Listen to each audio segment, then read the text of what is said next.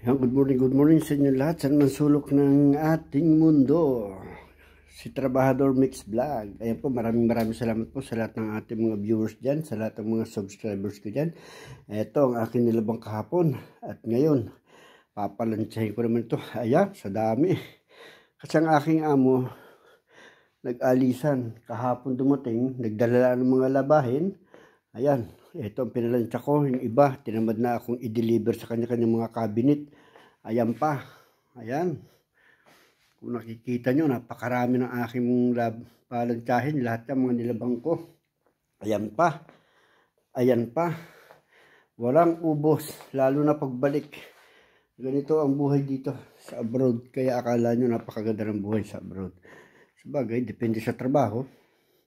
Kung nasa abroad ka, maganda ang trabaho mo, okay lang. Pero kung ganito ang kagaya sa trabaho ko, ay talagang nakakasuko ng mga katrabahador. Talagang susuko tayo sa ganitong trabaho. Pero tsaga-tsaga lang. Ayan, ang kalat pa. Bumili siya ng drum dati, ganito rin. Pero mas maliit dito. Bumili ng bago, malaki.